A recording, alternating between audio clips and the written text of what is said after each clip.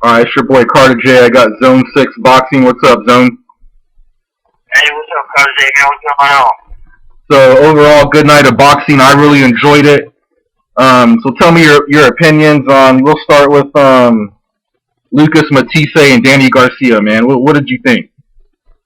Oh, man, Lucas Matisse, Danny Garcia fight was, pretty exciting. I liked it, me personally. Um, I had picked Lucas Matisse over Danny Garcia because, you couldn't really go against Danny Garcia, man, because, he's likable, but at the same time, you couldn't really go against Lucas Matisse because on paper, man, Lucas Matisse had knocked pretty much everybody out that he wanted him. And he pretty much, even in his losses, he put you on a cap. So, just off that, man, him having power movement, cutting off the ring pretty good, with the height. So you just thought, Danny Garcia was going to get knocked out. At least I did. But Danny Garcia came in there and glad showed again that he's crazy as a fox, not just crazy. His dad is a hell of a trainer. He got inside fight that we only got. But Garcia pretty much put Batista, he tamed the beast. You know what I'm saying? He thought that he was a beast. Bernard Hopkins even hyped us up a little bit, talking about, if I was 140, I'd be, shaking in my bed. But shit, Danny Garcia, she put him on his ass and gave him a boxing lesson. Pretty much swelled his eye up and put the hands on him. So, shout out to Garcia. Hey, yeah, exactly, man. Shout out to Garcia. He impressed me in this fight. Let's not, all of a sudden now assume that, Matisse is a shit fighter, because I don't think he's not, a shit fighter. Lucas Matisse did everything right to get to this point, to where he got. But at the end of the night, Danny Garcia was just a better man, and that's sometimes that's just the way how the cookie crumbles, man. But like I said, I think now Danny Garcia, the sky's the limit. We all know where he's at now for sure at this point. I believe that if he hasn't cracked a majority of people's pound for pound list, well, I think tonight that he's proved that he's cracked pound for pound list in my books at least. Yeah, definitely. He was already on my list, but I'm gonna probably redo my list actually after the other half of the fight. We still got Timothy Bradley and so forth and so on coming up. So right. I was really gonna list him shortly, after the rest of the last quarter. But I'm with you, man. He's definitely a beast, but however, he only lost to the number one guy in the division, which was Matisse was the number one guy in the division, and Danny Garcia was the champ.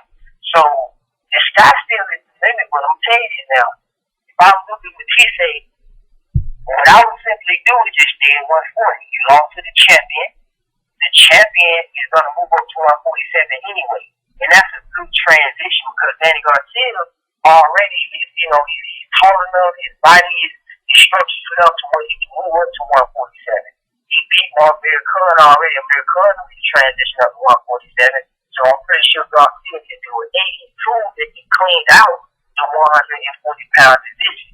Now, Lucas Matisse is pretty much lost to Danny Garcia, who's the champion. He can pretty much stay down at 140 and pick up some of those belts and then, beat some of those guys down there at 140. Because I don't think Lucas Matisse needs to be going up to 147, especially after tonight, because his power wasn't there.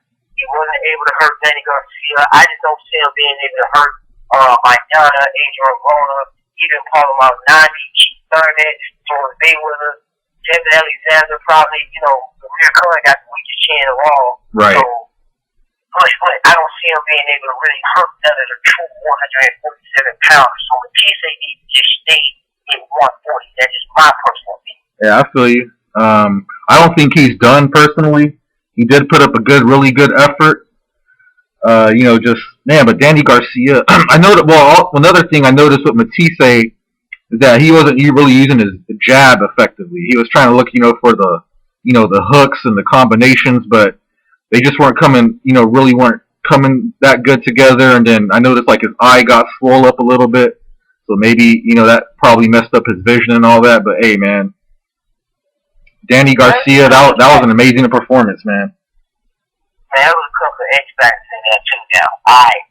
Now, one thing that I noticed is, you see the training. You see looking at Batista up in the house, chilling, relaxing, right, having a good time. If I'm not mistaken, this is his first time taking a real full drug test. And I keep on noticing with these power punchers, every time they take a drug test, then once they get into a fight, they seem to just lose their power magically. You know what I'm saying? Same thing with Pacquiao. So they brought up the issue, hey, you got to be on something. All of a sudden, he stopped knocking people out left and right. So right. I'm gonna start watching that a lot more when we have these big punchers. If they haven't taken Olympic style drug testing or whatever the case may be, I'm gonna start being a little bit more cautious of producing them to be a victor if they haven't taken a drug test before. Because everybody that seems to take those drug tests that was a big monster power puncher, you know, the night of the fight, they always seems to just magically lose their power. Because Danny Garcia was eating all of Lucas and TJ shots. Yep, I noticed that. So it wasn't even just a jab, man. I know the jab was that, but he hit him with hooks and he threw his money punches, right hooks from the left and the right. So for Batista to have powerful hands and Danny Garcia didn't go down, I mean, something, you know, something didn't go right there. Something ain't right there. I feel you. That's true. But yeah, I feel you, man. So what do you think? I mean, so we're saying that Garcia is going to go up to 147. Who do you think is going to be his first opponent at 147? All right. For Garcia, man, the sky's the limit. Obviously, we're going to start from the top. Obviously, and then this is foreshadowing to probably the conversation we're going to have about Floyd and Canelo and what's next for those two, but Garcia can come in and cash in 147. You already got a victory technically because you beat Amir Khan who's a 147 pounder. Right. You can challenge. You can challenge. I mean, I know Amir Khan claiming for a rematch or whatever. I don't know if Danny Garcia want to go there, but you can pick the winner of Danny Garcia or Amir Khan. I think if Amir Khan wants to beat them to the better, I think Danny Garcia will give more money for the rematch possibly. If you want to do it overseas in Dubai or in Sydney or whatever the case may be, if people want to see that. If not, then you want to take on Devin Alexander to try to get the IBF belt. That wouldn't be a bad fight, actually. I wouldn't mind it. Yeah, that'd be a nice little key fight. Danny Garcia and Adrian Broner act like they're good buddies, so I don't know if they will actually fight. You know what I'm saying? I don't know if they will fight. You know, it's really shit and shit. Yeah. Like, you know, other people said.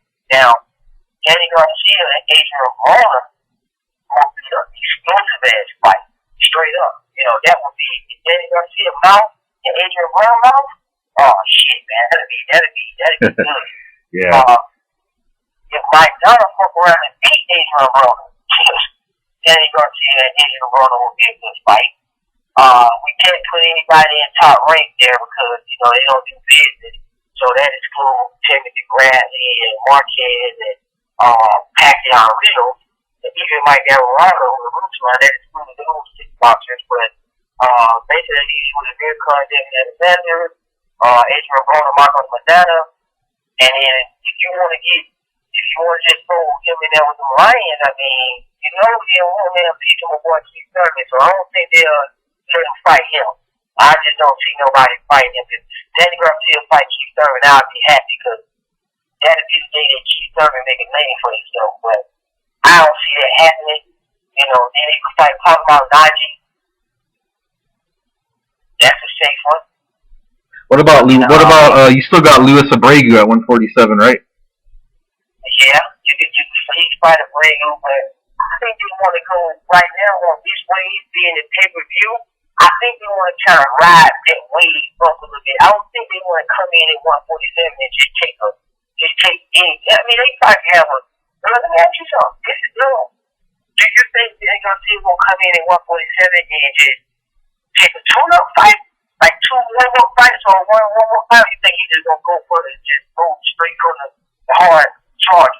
Man, I think at this point he's gonna have to start going towards the hard chargers, man, because he's already cracked pound for pound. So, Exactly. I mean, Lewis. I mean, I still think Lewis Abregu wouldn't be a bad fight. He's only got one loss. I don't know who he's managed by, so that wouldn't be a bad little fight to get his feet wet at 147, and then he could possibly try to get Alexander next year. I mean, he's got options, man. Sky's the limit after that performance. It was a dominating performance, man. I think you should fight. I'm gonna tell you, to play it safe, I'm gonna tell you, man. Everybody do they write a package through 147. I'll be honest with you. He should fight Paulo Malignaggi at 137. Because Paulo Malignaggi don't have no power. He's a name. Right. You can fight in Brooklyn.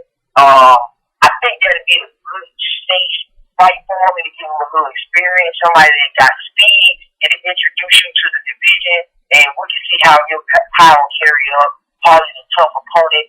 He's going to give you angles. He got good speed. I think that's a perfect medium for him. And then that'll kind of let us know where he's going to go. Because he don't need to be jumping in there with no damn solo garage. Right. Damn, he don't need to be jumping in there with Chief Thurman. Everybody else is pretty much occupied. Unless he's going to do Sancheco or he's going to do Davic playing. Like you say, he's going for bigger names. So the biggest name I see out there, unless what I hear about Paulo Malignaggi and Zab Judy is going to be true. Yeah, I see. Him fighting Paulo Malignaggi would probably be good. Or the kid Jesse Martin. You know what I'm saying? Right. Yeah, that's not bad either.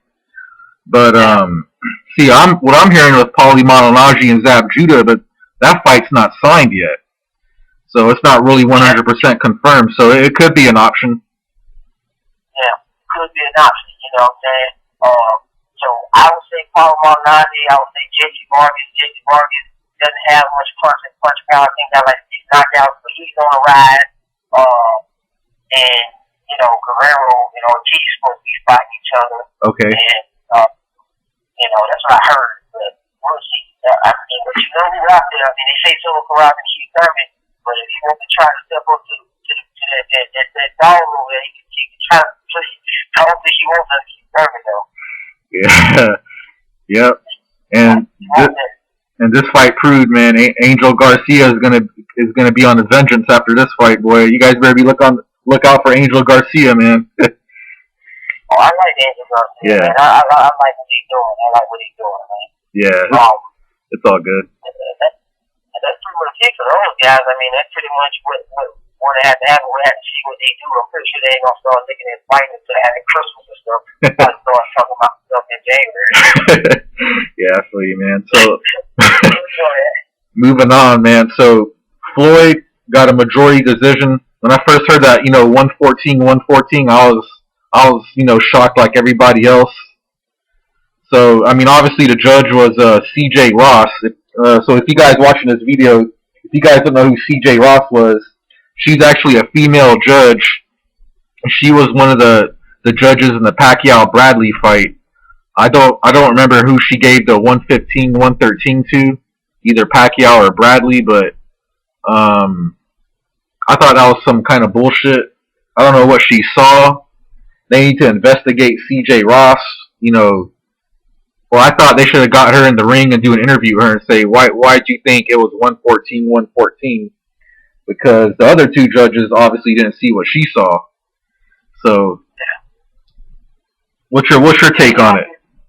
You don't even have a case for that, man. See, the Bradley and her track record is just starting to look fucked up.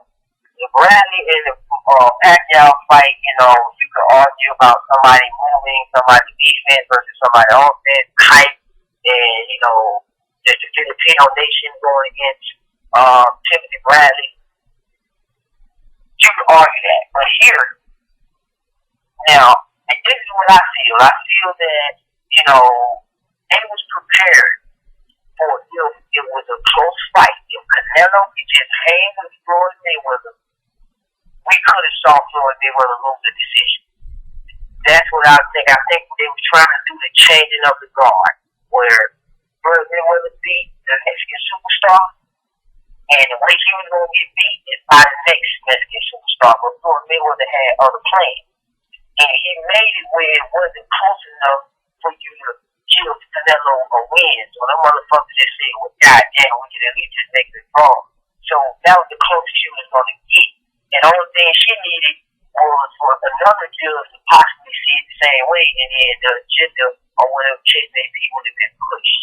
But even when Canelo did one little thing, and this going back to show you, not to bring up the brand and fight again, but just go to show you, man, that the crowd, sometimes they be some bullshit, because soon as Canelo did anything, they just, Canelo, and he was getting there destroyed. Yeah. Me as a boxing fan, I would even sit there and yell. I would be like, damn, man, this shit is not looking good. Canelo was game, he did his best, but he just pretty much got his ass whooped. His red cinnamon hair was leaking all in front of his face. I mean, he was just, he couldn't somebody move his cue, man. He just really under that. Yeah, Canelo took his loss like a man, though. I like the fact that, at the post-fight interview, he didn't try to make some bullshit excuse. He said that, Mayweather was the better man, and he couldn't catch him, which was true. So I like the fact that I like the fact that he didn't make no excuses. He put his name on the dotted line in the contract. So at the end of the day, man, there really can't be no excuses, man. So what's done is done. It was a really good performance by Mayweather. I was proved wrong by Mayweather. I actually thought that Canelo would win some rounds. When I scored the fight, I had it 119. I believe it was either 110 or 109. I have to go back and check, but you could give possibly Canelo 2 rounds. I thought. I thought there was one round where I had a split, and one was like a really close round. But at round 8, I gave it to Canelo. Yeah. And when I did, I gave that 8 round for him because he was attacking a little bit to the body, even though he wasn't really landing what I gave him. Yeah. Basically, a comparison round. He just did better than what he done through the other 7. So, I gave him that 1 round. That's true. And, man, it was just, man, honestly, man, I'm not going to lie, man. It was a clinic. It was a clinic. It was a clinic, man. So, really the thing is, man, is what's next for those two, man. That's the big question for Floyd and Canelo, man. I think it's not looking good. It's my personal opinion. Some people may not disagree with me or may not agree with this. I don't see Canelo having a bright future, man. Because I'm telling you why, man. Because he's been getting on fighting Tito Lopez, Shane Mosley, he just fought Mayweather. Those are 3 fucking welterweights, man. Those are 3 welterweights. I understand Mayweather and Shane Mosley has fought at 154, but Shane Mosley is a true 147. Right. Floyd Mayweather is a 147.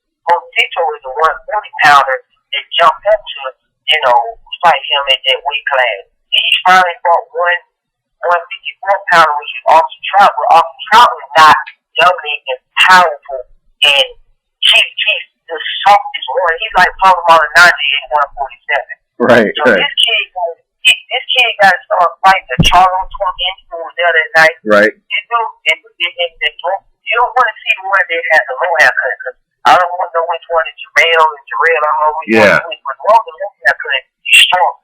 So you got those 2.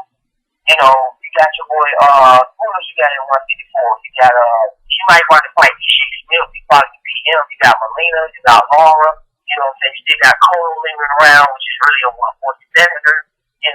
So he's going to have to get into that mix at 154. You got K9.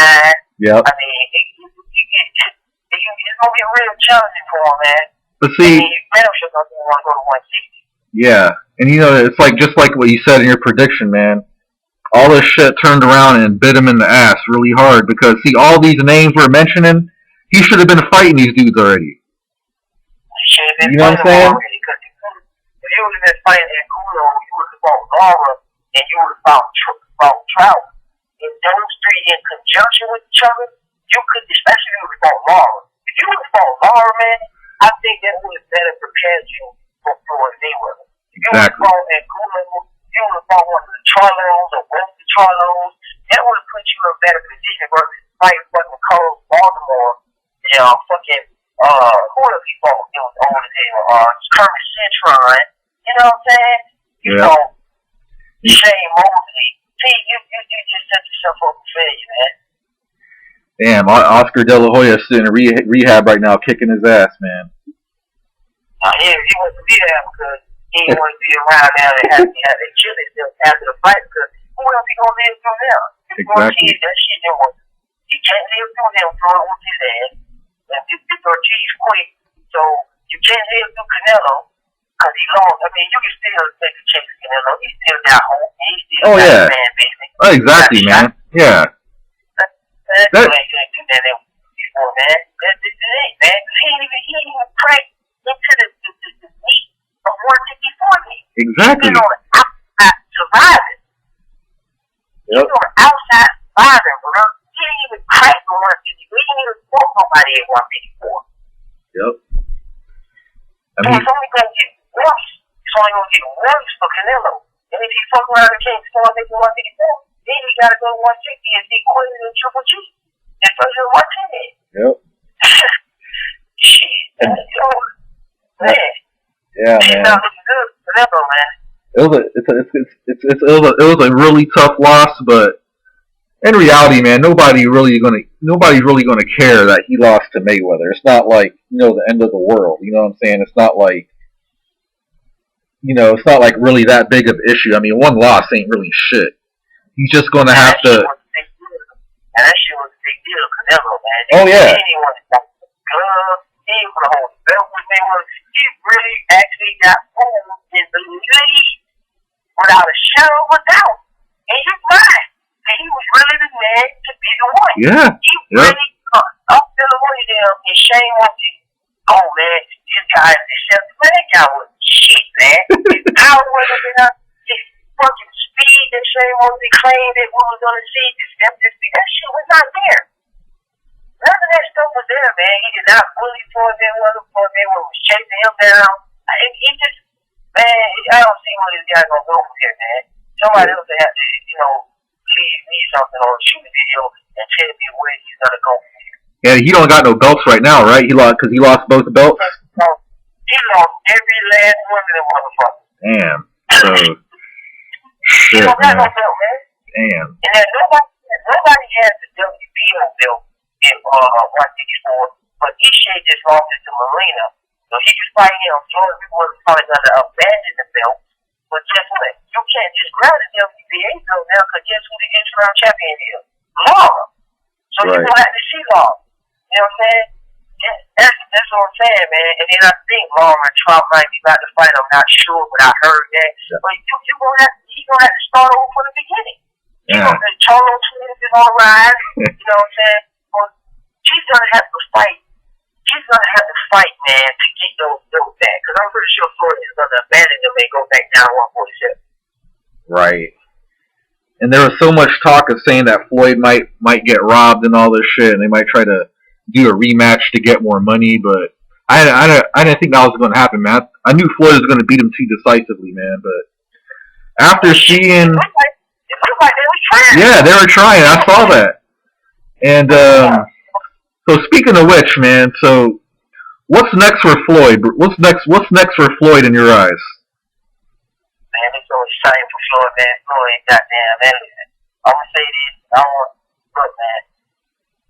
Hey, Floyd is I know people gonna say, well, I knew Canelo wasn't that good. I knew he wasn't that great. But the way Floyd Mayweather, I ain't talking about who's his opponent. Now I'm beyond it. The way that man transitioned in the ring against that bigger opponent, this guy that came in the ring at 160 that had some power, the way he transitioned and box, man, Floyd's a dangerous motherfucker, man. You don't want this guy to box twice a year because he's too sharp. Right. I want to see him retire because he's done enough for me. He's earned his place in history and amongst the greats. I don't care what anybody says. They can compare him to the old machine and say this and that about him. But that man did what he had to do tonight, and I'm a believer. I would like to see him retire to start putting work in as a commentator, as an advisor, as a mentor to Adrian Broner. I don't feel like he should be on the hook to fight anybody else. I think he's done what he had to do. The man's healthy, made enough money. I would like to start hearing Floyd Mayweather analyze Adrian Broner versus Paulo Malignaggi. I want to hear what his thoughts are going to be on the Klitschko, Triple G, and Keith Thurman. Like, I don't want him on the hook to have to keep fighting these guys. I want to hear him mentor and hear his perspective. But I don't see him fighting anybody at 154 because there's definitely no need to do that because there's nobody up there that's a big name. He's a linear champion at 147 and 154. The linear champion at both, bro. So he can come down at 147, and I mean he got 4 fights left. Who do you think he should fight next? Who do you continue to fight? Okay, well, this came out of Floyd's mouth. This was before the Canelo fight. He did an interview at Fight Hype, and he said from now on that he's only going to do fights that's it's gonna be lucrative, or in other words, a fight that's going to make sense, or actually it's going to be good business wise. So when I heard that, as crazy as it sounds, there's only not even that much names other than Bradley, Martinez, and Pacquiao.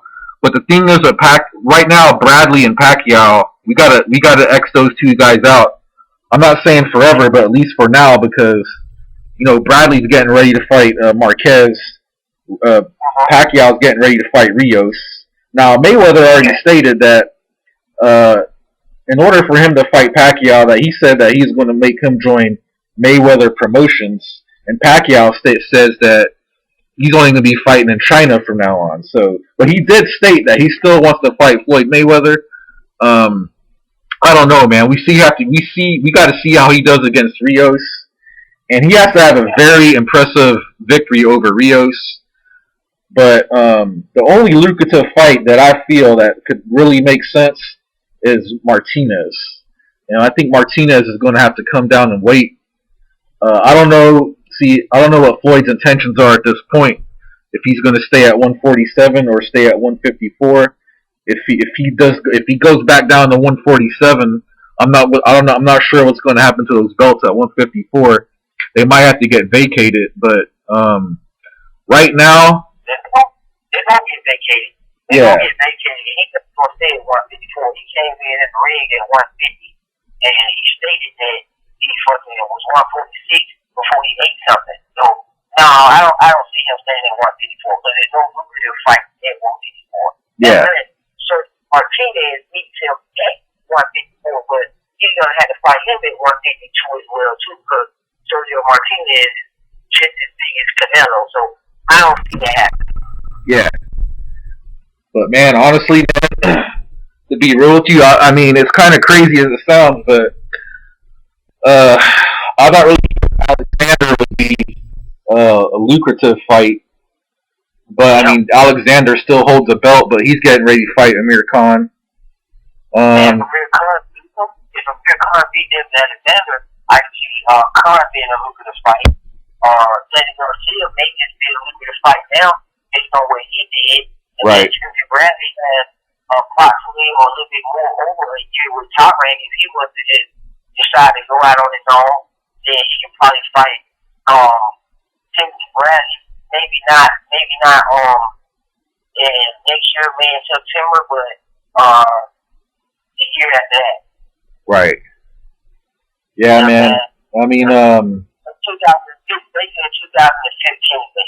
Because that'll be his last 2 fights in the year 2015 if he got 4 more. So he'll have 2 and 14 and 2 and 15. Yeah, so Bradley stated that he got 1 more year left with Top Rank. So it could possibly happen in September next year. I don't think it would be Floyd's first fight in 2014. It might be his second fight. But I think 2014, after probably January, I think, but next fight in May, he's going to fight again in May. So I think with the Maya. So that looks like somebody like that really looking like Danny Garcia, man. You know what I'm saying? I see Danny Garcia jumping in, having, like we said earlier, coming in, having a tune-up fight real quick, and then, but see, his dad's real careful with his career. Oh yeah. His dad may say, no, fuck that. We not gonna fight Floyd because man get out the way, and we're gonna brand ourselves. His dad is smart, man. His dad is not a his dad is smart, man. Oh yeah, yeah. He knows what he's doing, man. Especially for his son and all that shit. But Trout also stated in an interview that he wants to fight Floyd, but I don't see that happening anytime soon. Man, nobody want to see no shit going off the Trout, man. That's what off the Trout.